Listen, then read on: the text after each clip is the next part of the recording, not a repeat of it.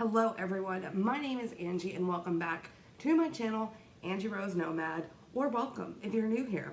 I encourage you to stick around, have a poke around, see if there's anything you're interested in.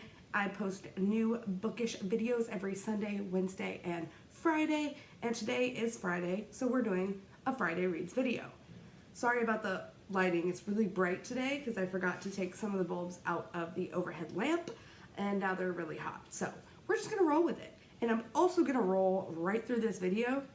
I was filming my Van Breda family murder video for True Crime Tuesday this past week. It is up, but I kept having to stop and start again.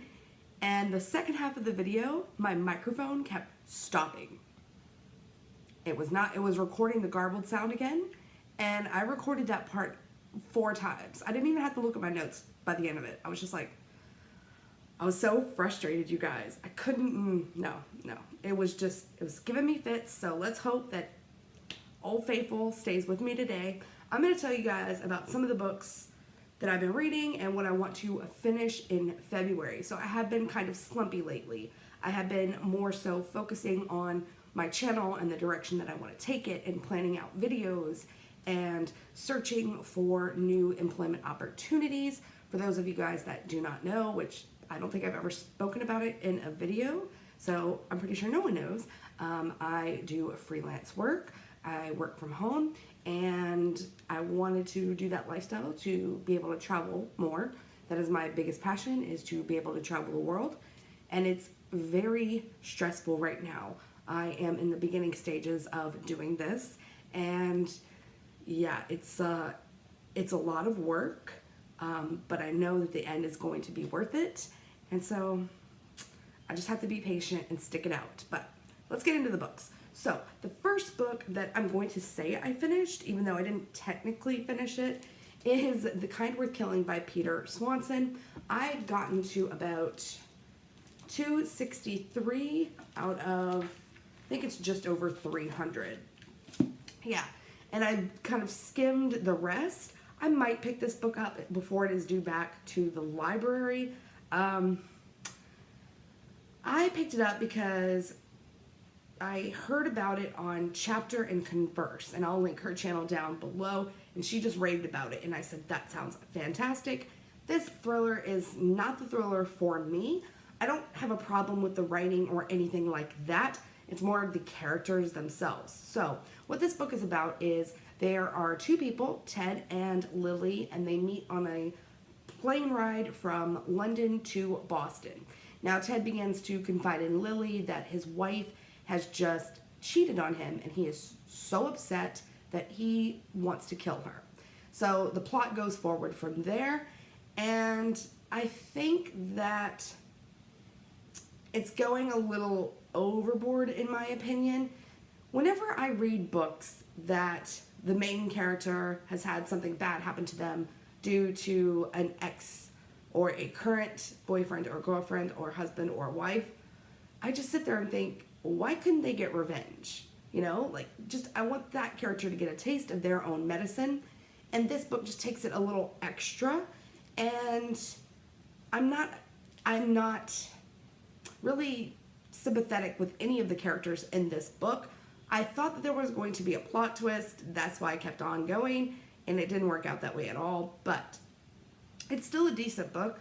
I would probably give it a 3. And yeah, so I might finish this before I have to take it back to the library. I don't know. What do you guys think? If you have read this, let me know if you think I should finish it. There's not much left. I have skimmed, like I said, but I didn't really bother to read. That sounds terrible. So the next book is a book that I have no idea where it came from, you guys. And it is The Midnight Witness by Sarah Bladel. This is an author that is from Denmark. And so this book takes place in Copenhagen, I believe. I know that I heard about this somewhere because I requested it from the library. They sent me a text message and they said, we have your book. And I went to pick it up and I said, oh, it's an international book.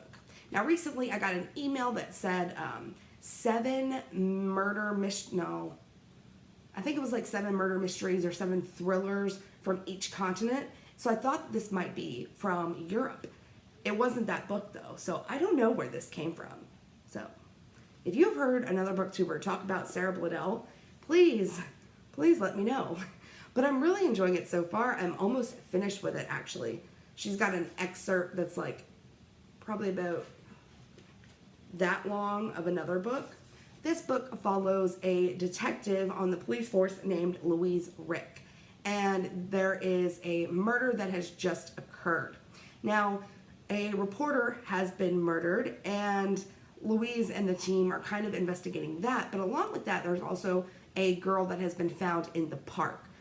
And obviously, the reporter gets more attention. Now, this is really rubbing Louise the wrong way. She thinks that this girl needs just as much attention as the reporter does. But obviously that's not going to be the case. People are more interested in the higher exposure cases.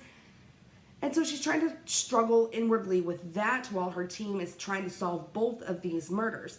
However, she also has a best friend named Camilla Lind, I believe is her last name. Yep. And Camilla is a reporter herself and has worked in the past with this murdered reporter.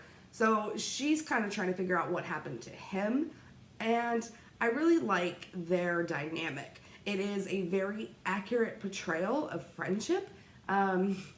There is a point in the book where Louise says that she just wanted to reach over and smack Camilla. And she would have if they weren't such great friends. They get mad at each other. They get, want to share their days with each other. It's just a really honest portrayal of a female friendship. So I like that aspect quite a bit.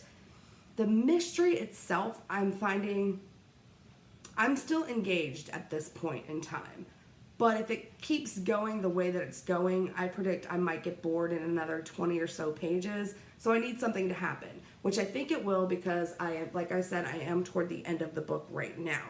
So we'll see how we go from there. And in case you guys didn't notice, this book and this book are both brought to you by my local library. I have gone to the library quite a bit, and I am just so stressed out about the amount of books that I have on my shelves that I need to read, stressed out about the personal thing that I talked to you guys earlier about, and then I just get calls of books I put on hold, or books that, hey, I see them and I want to go pick them up. And it's just like, I need to stop going to the library. I need to read what's on my shelf and stick to my TBR and get some of these books out of here because I have way too many books and it is very stressful at this point. So we're going to focus on that with these next couple.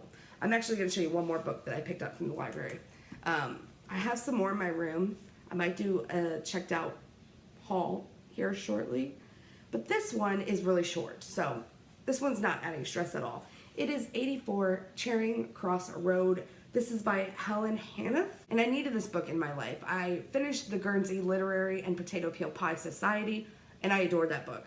And I was looking for more books like that. Catherine from Jane Catherine on Books actually recommended one on Goodreads, and I saw in the description that it said, if you like the Guernsey Literary and Potato Peel Pie Society, and I was like, hey, that's me. So I currently have that on audio right now. I haven't gotten around to listening to it quite yet, but I'm predicting that I'm going to like that one. But this one was also in the similar vein of Guernsey, and it just says on the back, this charming classic, first published in 1970, brings together 20 years of correspondence between Helen Hannah, a freelance writer living in New York City, and a used book dealer in London. Through the years, though never meeting and separated both geographically and culturally, they share a winsome, sentimental friendship based on their common love for books. Their relationship, captured so accurately in these letters, is one that will grab your heart and not let go. Can't wait. I cannot wait. So as I mentioned in last Friday Reads, I am still working on The Lavender Garden by Lucinda Riley. This is my buddy read with Rach from Book Piles, and I wanted to do a vlog on me reading this, and I realized that I am terrible at vlogging. Not that I'm terrible, shaky hands and stuff like that. I mean, I physically forget. I get sucked into a book and I'm like, what phone? What camera? What are you talking about? So I still plan on vlogging my thoughts about this book, but they might be really short clips that I have shot over the past few days. You know what I mean? Like, really, really short. So sorry about that. So the last 3 things that I have to show you are actually from my TBR videos of a certain type. I do have my 5-star prediction pick right here, and that is The Alienist by Caleb Carr. I am working my way through it. I'm not very far in yet. I've kind of been feeling slumpy lately. I'm on page 49, but my bookmark is actually something that my mom made me. I was born in March, and she cross-stitched that for me. And I love it. The Alienist is following a guy named, his name is Laszlo Kresler. I can never remember. That's really bad. But there has been a murder, and they are kind of chatting about it. They haven't gotten really to solving it yet. They're kind of chatty in this book. So I will let you guys know my thoughts when I get further into this book. So the second one is from my Read It or Leave It video, which I will leave a link to up there or up there, wherever it decides to pop up. And it is Tomorrow and Tomorrow. I don't remember the author. I am listening to it on audiobook. So we're following our story with our protagonist by the name of Dominic, who is living basically in this virtual reality world, essentially, which I didn't think it would be like that at all, but apparently, like, everyone has these type of headsets, and they can travel anywhere they want. They can revisit certain things in the past, and they don't really have to interact with reality if they don't want to. So he was approached by a person that said, I need you to help me find my daughter. There was an explosion in Philadelphia that was caused by a terrorist, and everyone in Philadelphia died, and it is just now a pile of rubble. And so they approach and they say, you know, my daughter is being deleted out of the archive. Now the archive is basically that, an archive of all the memories. You know, you can go and relive the moment that the bomb went off in Philadelphia. You can be with your loved one as that happens. So someone is deleting this girl named Albion completely out of the archive. And they approach Dominic and they say, help us find her. Help us understand what happened and why she's being deleted. And so Dominic is on this journey to discover what happened to her when he realizes that things quite aren't as they seemed. So I'm not very far into it quite yet. I would say I'm probably about 30 to 40% through. And it did start a little slow for me. I was not expecting it to be so technology heavy as it is. But I think now that I'm used to it, it's smoother sailing. And now that the story is picking up with, you know, there's actually nefarious purposes going on, it's intriguing me a little bit more. So, and then the last book, and this book is from my arcs that I need to read in 2019. And this one actually came out in July of 2015. Yeah, so I think I won this one in a giveaway, but it is Those Girls by Chevy Stevens. I have not started this one yet at all, just like Charing Cross Road. I think those are the only 2 that I have yet to start. Looking forward to it, really looking forward to it. I am so amped up. The only thing about right now, in my reading right now, is I'm reading so many mystery thrillers right now that I feel like once, you know, March Mystery Madness gets here, I'm not going to want to read mystery. I'm going to want to read any other genre. But I think that's just me being ridiculous because I love mysteries. Like, that's my jam. That's my favorite genre. So I don't know why. There are so many different things you can do with mystery. You can go, you know, cozy, you can go thriller, you can go domestic thriller, and all sorts of different things, really. So yeah, those are the books that I finished, kind of, and am currently working on. And I'm actually trying to see, out of the books that I want to finish in February, I have 3 that are mysteries, and then 2 that are not. And I think Tomorrow and Tomorrow could be classified as a mystery, so we're going to go ahead and count that as a mystery too. So 4 mysteries, 2 that are not. Yeah. Whew. So I feel like I was very chatty in this video. I kind of apologize, not really, because I like to talk. I've just been kind of stressed out lately. And I hope my reading will turn around soon. So I'm curious to know as to what you guys are currently reading, if you finished any good books lately, if you've read any of the stack that I have here and what you thought of them. Let's chat down in the comments below. If you've liked this video, please let me know by giving it a thumbs up and subscribing to become part of the tribe. I will see you on Sunday with a new video. Bye!